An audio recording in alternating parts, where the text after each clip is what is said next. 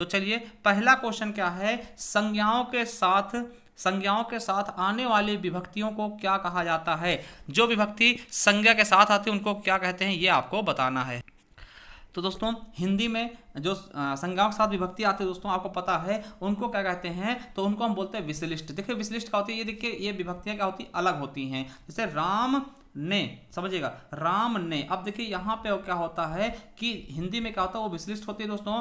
क्यों? क्योंकि आपको पता है कि ये जो आपका कारक चिन्ह होता है, विभक्तियां होती है वो अलग लगती हैं। मगर संस्कृत में क्या होता है उनको एक ही में जोड़ देता था, इसलिए संस्कृत विशिष्ट नहीं होता दोस्तों। तो याद रखेंगे जो हिंदी है वो विशिष्ट विभक्तियों के द्वारा होता है। ठीक है, संज्ञा के साथ आने वाली विभक्तियों को क्या बोलते हैं, विशिष्ट विभक्तियां। ठीक है, चलिए अगला है उच्चारण की दृष्टि से शा शा शा व्यंजन किस प्रकार के हैं, तो आपको पता होना चाहिए दोस्तों। इनको हम बोलते हैं, क्या बोलते हैं दोस्तों, ऊष्म व्यंजन। ठीक है, देखिए ऊष्म व्यंजन कौन से होते हैं, तो तीनों प्रकार के श हो जाते हैं दोस्तों। और उसके अलावा हा भी ऊष्म व्यंजन ही होता है दोस्तों। क्या, हा भी ऊष्म व्यंजन ही होता है। अब आपको पता होना चाहिए कि ये जो सा होता है सीटी वाला, ये तालव्य होता है, इच जैसा नाम तालु। ठीक है, और ये लुट जैसा नाम मूर्धा होता है दोस्तों, ये खड़कोड़ा वाला मूर्धा होता है, और दंत वाला होता है ये सा।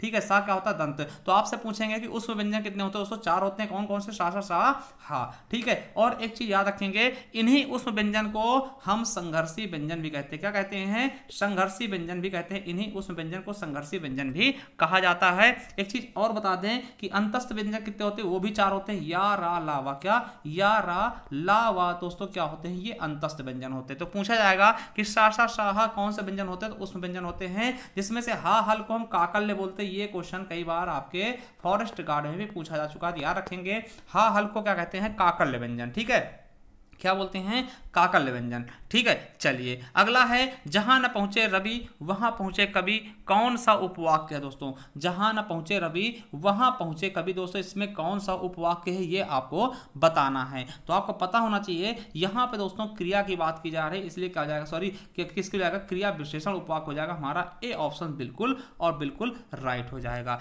चलिए अगला है उसने टेढ़ी चाल चली, वाक्य में कौन सा कारक है, नीचे दिए गए विकल्पों में से विकल्प का पहचान कीजिए। उसने टेढ़ी चाल चली, तो दोस्तों इसमें किस प्रकार का कारक है, तो देखिए इसमें क्या है दोस्तों, उसने, तो ने आ गया दोस्तों। ने क्या होता है, कर्ता ने कर्म को, है ना, तो क्या होता है, ने क्या होता है, कर्ता होता है। ने कौन सा कारक होता है, कर्ता कारक होता है। तो याद रखेंगे इसमें कौन सा कारक हो जाएगा, कर्ता कारक। संबंध क्या होता है, का की के हो जाता है दोस्तों, कर्म, है ना, को हो जाता है, अधिकरण में पर होता है। तो दोस्तों यहाँ पे ने है, इसीलिए कौन सा कारक हो जाएगा, आपका कर्ता कारक हो जाएगा। ठीक है, चलिए अगला है हम तो सारा का सारा लेंगे जीवन, कम से कम वाली बात ना हमसे कहिए। ठीक है, हम तो सारा का सारा लेंगे जीवन, कम से कम वाली बात ना कहिए। ये पंक्तियां किस कवि की हैं, ये पंक्तियां किस कवि की हैं, ये आपको बताना है। तो आपको पता होना चाहिए किसकी हैं, तो रघुवीर सहाय जी की हैं। किसकी हैं, रघुवीर सहाय जी की। ठीक है, तो ये चीज आप बिल्कुल अच्छे से याद रखेंगे।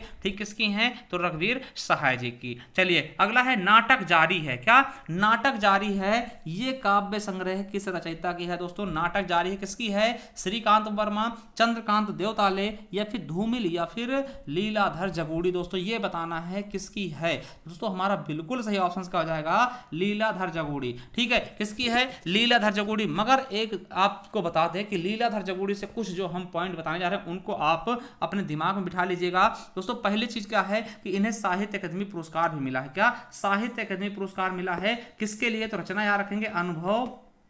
ठीक है, लिख लीजिएगा, अनुभव के आकाश में चांद। क्या, अनुभव के आकाश में चांद। ठीक है, अनुभव के आकाश में चांद हम बोल रहे हैं दोस्तों, लिखने में थोड़ा सा दिक्कत होती है, तो ये चीज़ आप लिख लीजिएगा। अनुभव के आकाश में चांद के लिए 1997 में इन्हें कौन सा सम्मान मिलता है, साहित्य अकादमी पुरस्कार। और अभी इन्हें हाल ही में यानी 2018 में व्यास सम्मान दिया जाता है। किसके लिए, तो इनकी एक रचना है, उसे भी याद रखिएगा, जितने लोग उतनी प्रेम। क्या, जितने लोग उतने प्रेम के लिए इन्हें 2018 में व्यास सम्मान भी दिया जाता। तो 2 रचनाएं और याद कर लेंगे लीलाधर जगूड़ी से, कौन सी, अनुभव के आकाश में चांद, जिसके लिए 1997 में इन्हें साहित्य अकादमी पुरस्कार मिला है और 2018 में इन्हें जितने लोग उतने प्रेम के लिए व्यास सम्मान भी मिला है। ठीक है, तो याद रखेंगे, तो यही डी ऑप्शन हमारा बिल्कुल होगा राइट। और इसके हमने बता दिया, और जो इंपॉर्टेंट है साहित्य अकादमी और व्यास सम्मान संबंधित। वही बात कर ले अगर चंद्रकांत देवताले, क्या चंद्रकांत देवताले तो पत्थर फेंक रहा हूं के लिए इन्हें दोस्तों 2012 में क्या मिला है, साहित्य अकादमी पुरस्कार। कौन सी रचना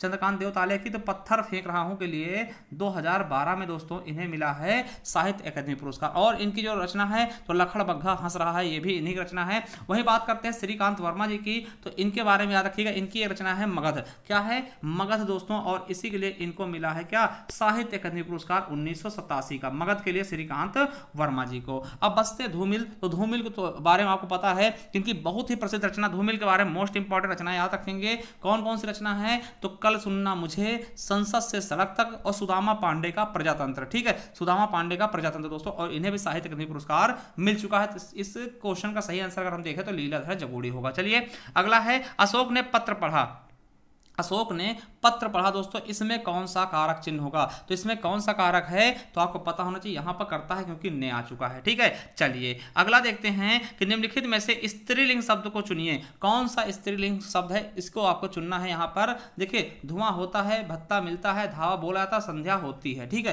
तो संध्या हमारा बिल्कुल सही हो जाएगा। देखिए होती है बोल के हम देखें तो हमें बिल्कुल पता चल रहा है कि संध्या क्या है, एक स्त्रीलिंग है। ठीक है, चलिए अगला, निम्नलिखित वाक्यों में से किसमें बहुवचन का प्रयोग हुआ है, कि निम्नलिखित वाक्यों में से किसमें बहुवचन का प्रयोग हुआ है। लड़का कहता है, यह लड़के ने कहा, या लड़के लड़के से कहते हैं, या लड़के ने लड़के से कहा। ठीक है, तो ये चीज आप बताइएगा कि इसमें बहुवचन का प्रयोग कहां पे हुआ है दोस्तों, तो आपको पता होना चाहिए सी ऑप्शन में, क्योंकि दोस्तों यहां पे क्रिया भी बहुवचन होनी चाहिए, तो यहां पे है तो यही बहुवचन है, लड़के लड़के से कहते हैं दोस्तों, यही आपका क्या है, बहुवचन में प्रयोग हुआ है। बाकी सब नहीं हुए हैं, एक वचन में हुए हैं। ठीक है, तो चलिए अगला क्वेश्चन देखते हैं कि अत्याचार शब्द में कौन सी संधि दोस्तों, अत्याचार का होता है अति धन आचार। अगर देखिए अत्याचार पूछ ले कौन सा उपसर्ग होगा, तो अति हो जाएगा दोस्तों, अति धन आचार अत्याचार हो जाएगा। ठीक है, अब आपको पता है जहां कहीं भी दोस्तों क्या आते हैं, कोई भी वर्ण समझिएगा, या और वा के पहले अगर कोई आधा अक्षर आता है, कोई आधा अक्षर आता है दोस्तों, यण संधि के अंतर्गत आ जाता है। ये आप ट्रिक समझ ले, कुछ भी समझ ले।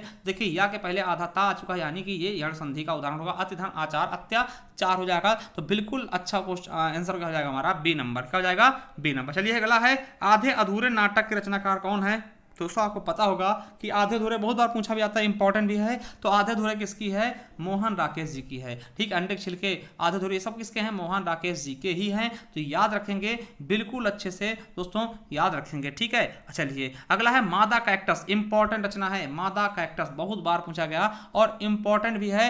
किसकी है, तो लक्ष्मी नारायण लाल जी की है। क्या, मादा कैक्टस। तो मादा कैक्टस रचना किसकी है, तो लक्ष्मी नारायण जी की। ठीक है, किसकी है, लक्ष्मी नारायण लाल जी की। चलिए यथा विधि में समास है, आपको बता दें कि कहीं भी अगर यथा लगा मिल जाए, है ना, उपसर्ग कहीं भी मिल जाए दोस्तों आगे, तो आपका अव्ययभाव समास होता है। देखिए अधिकतर, जरूरी नहीं कि उपसर्ग लगा मिले दोस्तों तो वो आपका अव्ययभाव होगा, मगर ज्यादातर पहचानने के दोस्तों आपको बता दें, कहीं भी उप लगा मिल जाए, है ना, बे लगा मिल जाए, और दोस्तों कोई भी यथा लगा मिल जाए, ऐसी चीजें अगर आपके सामने कहीं दिखती हैं दोस्तों, तो वो अव्ययभाव समास को उदाहरण होगी। और अव्ययभाव एकमात्र ऐसा समास है जिसका प्रथम पद प्रधान होता है। कौन सा, प्रथम पद प्रधान होता है। और दोस्तों किसी भी चीज का बारंबार हो जाए तो दोस्तों वहां भी आपका अव्ययभाव समास होता है। जैसे कि दिन दिन कहते जाए, दिन दिन में कौन सा समास पूछ ले तब आप अव्ययभाव बताएंगे, द्वंद्व नहीं बताएंगे। ये चीज समझिएगा, जब कोई चीज रिपीट हो जाए तो उससे हम अव्ययभाव समास के अंतर्गत रखते हैं। देखिए द्वंद्व समास में कोई चीज दोस्तों उसका उल्टा होता है, जैसे रात दिन हो जाएगा, कोई मतलब दोनों सेम नहीं होंगे। अगर रात दिन पूछे तो द्वंद्व समास, अगर रात रात पूछ ले तब आपका अव्ययभाव समास होगा। ठीक, और तत्पुरुष समास में क्या कारक चिन्ह पे आता है, द्विगु समास में संख्यावाची शब्द आते हैं। ठीक है, चलिए अगला है, लौकिक शब्द में प्रत्यय का होगा। देखिए प्रत्यय का होता है जो बाद में लगता है, तो लोक प्लस इक क्या हो जाएगा, लोक प्लस इक लौकिक हो जाएगा। तो हमारा 94 का बिल्कुल सही ऑप्शन का हो जाएगा डी नंबर। क्या हो जाएगा, डी नंबर। चलिए अगला है 95 क्वेश्चन, निम्नलिखित में से तत्सम शब्द कौन सा, तत्सम मतलब के संस्कृत वाला, कौन सा, संस्कृत वाला। देखिए यहाँ पे पता है जो जिसमें दोस्तों ये चंद्र बिंदु लगा होता है वो हमेशा तद्भव शब्द होते हैं, तो ये तो हो ही सकते हैं। ऊंट उष्ट होता है, आंख अच्छी होता है, आम देखिए आम्र का आम्र होगा, तो यही दोस्तों हमारा ए हो जाएगा त्वरित, तुरंत, है ना। तो त्वरित दोस्तों यही हमारा तो क्या है, तत्सम शब्द है, संस्कृत का शब्द है। चलिए अगला है पुलोमा का पर्यायवाची शब्द है। देखिए पुलोमा इंद्र की बीवी का नाम होता है, तो इंद्र की बीवी का पर्यायवाची का होगा सची। देखिए इसीलिए इंद्र को आप सचीपति भी कहते होंगे, आपको पता होगा सचीपति कहते हैं। और देखिए पुलोमा क्या हो जाएगा, इंद्रवधु भी हो जाएगा, इंद्राणी भी हो जाएगा। तो ये चीजें याद रखेंगे कि पुलोमा किसका होता है, इंद्र की पत्नी का नाम है पुलोमा। ठीक है, अब देखिए यहाँ पे उमा किसका है, तो उमा आपको पता है किसका पर्यायवाची होता है दोस्तों, उमा होता है गौरा जी का ना। गौरा होगा, पार्वती होगा, गिरिजा होगा, है ना, और शैलजा होगा, अपर्णा होगा। तो ये सब चीजें किसकी है, उमा की। पंचसर किसका, तो मनोज आपको पता होगा, कामदेव, रतिपति, अनंग, है ना, कंदर्प और मनसिज, पुष्पधनवा, आत्मभू, ये सब किसके हैं, तो पंचसर दोस्तों ये किसके हैं, तो कामदेव के हैं। और कामदेव बहुत इंपॉर्टेंट। और कंज किसका होता है, तो ये आपको पता, कमल के फूल, कमल का है पर्यायवाची। चलिए अगला है चरणदास चोर किसकी नाट्य कृति है दोस्तों, इंपॉर्टेंट है, याद रखेंगे। चरणदास चोर किसकी है, तो हबीब तनवीर की। किसकी है, हबीब तनवीर जी की है। चलिए आगे देखते हैं कि बाबू देवकी नंदन खत्री जो है दोस्तों, उनकी प्रसिद्ध उपन्यास कौन सी है, तो देवकी नंदन खत्री आपको पता होगा, बहुत इंपॉर्टेंट, ये प्रथम यारी उपन्यास दोस्तों। तो कौन सा है, चंद्रकांता। क्या, चंद्रकांता दोस्तों मोस्ट इंपॉर्टेंट होगा। और यहीं पर दोस्तों ये बहुत, तो ए ऑप्शन बिल्कुल राइट हो जाएगा। मगर दोस्तों एक चीज ये बहुत पूछा जाता है, पिछली बार पूछा गया था यूपीएसआई में, कि हल्दी घाटी किसकी रचना है। क्या, हल्दी घाटी किसकी रचना है, तो ये आप याद रखिएगा, श्याम नारायण पांडे। किसकी दोस्तों, श्याम नारायण पांडे। याद रखेंगे हल्दी घाटी किसकी रचना है, तो श्याम नारायण पांडे जी की है। ठीक है, तो ये चीज आप दिमाग में बिठा लेंगे कि हल्दी घाटी किसकी रचना है, तो श्याम नारायण पांडे। और चंद्रकांता किसके, तो देवकी नंदन खत्री जी की है। चलिए अगले क्वेश्चन की तरफ बढ़ते हैं कि निम्नलिखित में से एकार्थी शब्द कौन सा है। देखिए अक्षमिश धुरी भी होता है, केंद्र भी होता है, ठीक है, अक्षमिश अच्छी भी होता है। तो देखिए ये तो आपका एकार्थी शब्द नहीं है, ये क्या है दोस्तों, अनेकार्थी है। अरुण मिश लाल भी होता है, और सूर्य को बोलते हैं दोस्तों, और चीज होती है, ये भी आपका अनेकार्थी नहीं, एक अनेकार्थी शब्द है, एकार्थी नहीं है। अर्थ मतलब का रुपया होता है, माने होता है, अर्थ मतलब होता है, तो ये भी नहीं होगा, ये भी क्या है दोस्तों, अनेकार्थी शब्द है। दोस्तों अभिमान क्या है, देखिए अभिमान एकार्थी शब्द हो जाएगा। देखिए एकार्थी शब्द क्या होता है, जिनके केवल एक ही अर्थ निकले, ठीक है, एक ही अर्थ निकले, उसके स्थान पर कोई दूसरा उसका अर्थ निकले। तो देखिए अभिमान मतलब अभिमान ही होता है, घमंड ही होता है, इसके अलावा इसका अभिमान का मतलब कोई नहीं निकलेगा। तो ये एक आर्थी शब्द है। बाकी सब के सब क्या है, अनेकार्थी शब्द हैं दोस्तों। तो हमारा बी ऑप्शन बिल्कुल राइट हो जाएगा। अगला है अग्रगामी का विपरीत शब्द क्या होगा, अग्रगामी का विपरीत शब्द क्या होगा, द्रुतगामी या पश्चगामी या उपरिगामी या फिर ऊर्ध्वगामी। तो दोस्तों बिल्कुल सही ऑप्शन का हो जाएगा हमारा 100 का पश्चगामी। अगर का पश्च जाएगा, देखिए इस तरह पकड़ देगा, आगे देख लीजिए, अगर लिखा तो अगर क्या होगा, पश्च होगा। ठीक है, तो ये चीज समझिएगा। चलिए अगला है कि एक ही शब्द की वर्तनी 4 तरह से लिखी गई है, सही वाले का बताइए। देखिए सही क्या होता है वो चीज आपको बताना है कि सही इसमें से क्या हो जाएगा दोस्तों। तो बिल्कुल सही ऑप्शन क्या हो जाएगा हमारा, ऊपर लिखित है ना, तो हमारा बी ऑप्शन बिल्कुल राइट होगा। चलिए अगला है अच्छे लड़के परिश्रमी होते हैं, तो कैसा वाक्य है ये, वाक्य कैसा है कि अच्छे लड़के परिश्रमी होते हैं। तो इस वाक्य को हमको बताइएगा, इसमें कौन सा वाक्य है। तो दोस्तों आपको पता है जहां पर एक ही विधेय और एक ही उद्देश्य होता है उसको हम सरल वाक्य के अंतर्गत रखते हैं। क्या, सरल वाक्य के अंतर्गत रखते हैं। देखिए संयुक्त वाक्य तो हमारा बिल्कुल सही ऑप्शन हो जाएगा सी नंबर।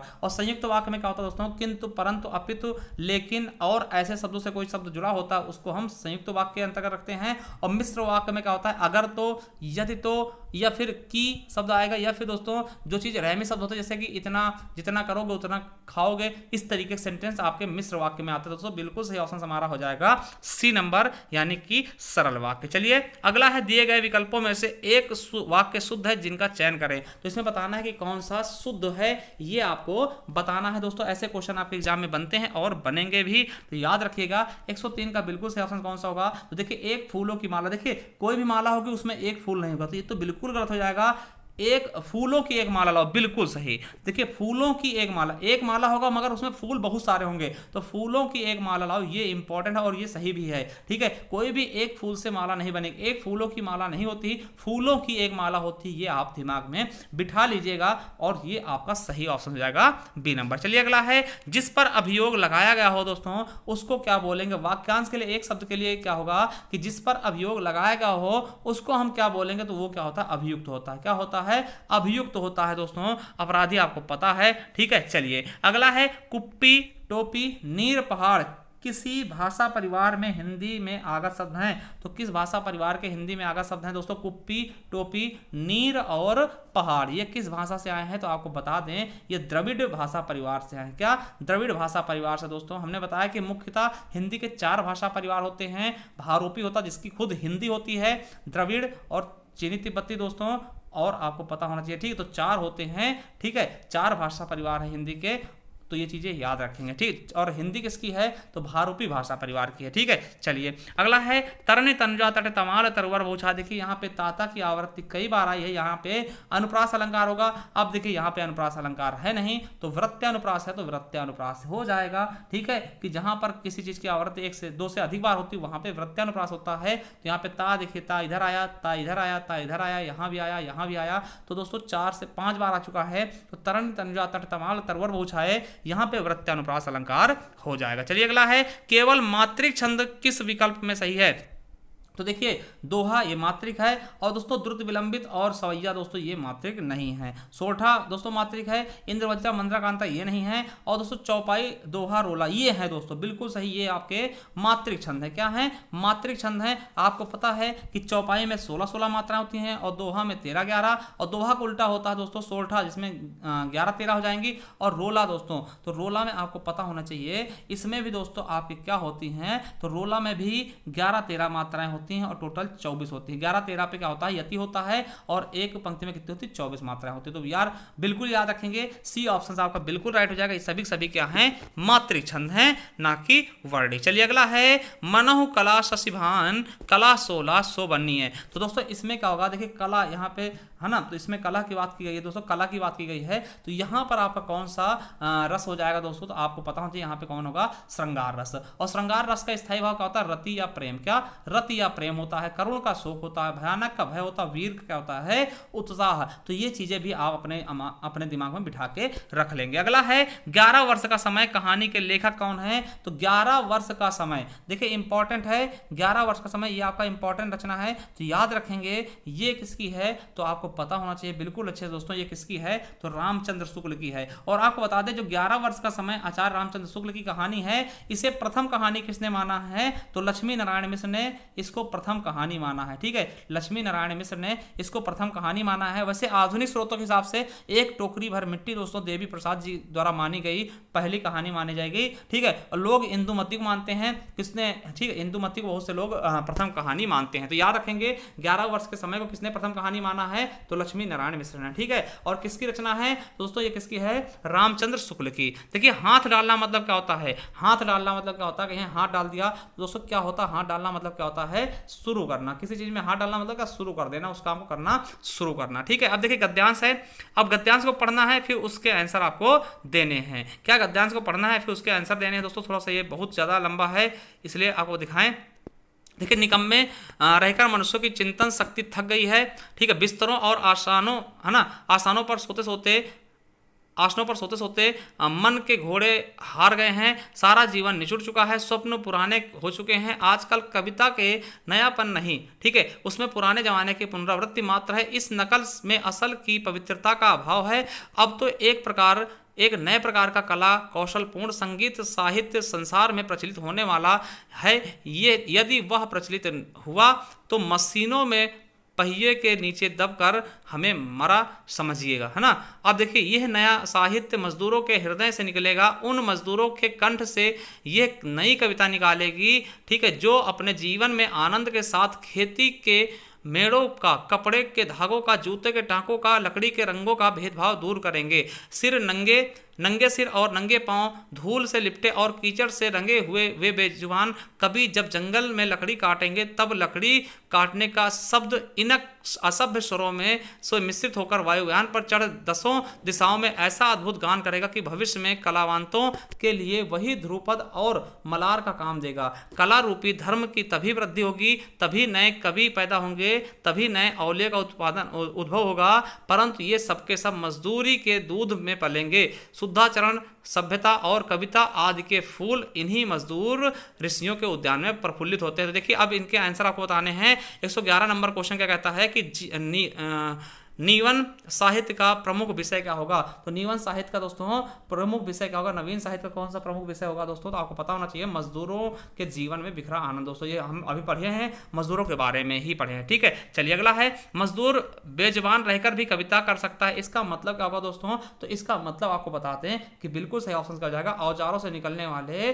संगीत के माध्यम से। आपको पता है जब मजदूर औजार चलाते हैं तो उसमें से कहीं ना कहीं कुछ ना कुछ आवाज होती है, तो वही चीज कह रहे हैं कि मजदूर बेजुबान रहकर भी कविता कर सकता है। मतलब अपने औजारों के द्वारा। ठीक है, चलिए 113 नंबर क्या है, आधुनिक युग में लिखी जा रही कविता में नयापन नहीं है क्योंकि इसमें क्या है, तो आपको बता दें इसका बिल्कुल सही ऑप्शन क्या होगा, इनमें नवीन भावों की अभिव्यक्ति नहीं मिल पा रही है दोस्तों, नहीं मिल रही है। ठीक है, चलिए अगला है, मुख बाल रविसम लाल होकर ज्वाल सा बोधित हुआ। इसमें आपको पता है दोस्तों, सासी से सरिस सम दोस्तों, ऐसे सेंटेंस अगर आपको कहीं मिलते हैं, इसका मतलब इसमें तुलना की जा रही है, समझिए समान हो रहा दोस्तों, तो इसमें आपका क्या हो जाएगा, उपमा अलंकार, यानी तुलना की जा रही है। ठीक है दोस्तों, तो यहाँ पे क्या हो जाएगा, सम सासी से सरिस सम, ऐसे सेंटेंस अगर आते हैं कहीं पे तो वो आपका उपमा अलंकार हो जाएगा। ठीक, उत्प्रेक्षा में जन जानो मन मानो ऐसे आते हैं दोस्तों, और रूपक में क्या होता है, किसी चीज को उसका रूप दे दिया जाता है, तो यहाँ पे हमारा ये ऑप्शन बिल्कुल राइट हो जाएगा। चलिए अगला है 115 नंबर, देवी प्रतिमाओं की जीवंतता एवं कलात्मक देखकर सभी विमुग्ध हो रहेगा दोस्तों। ये देखिए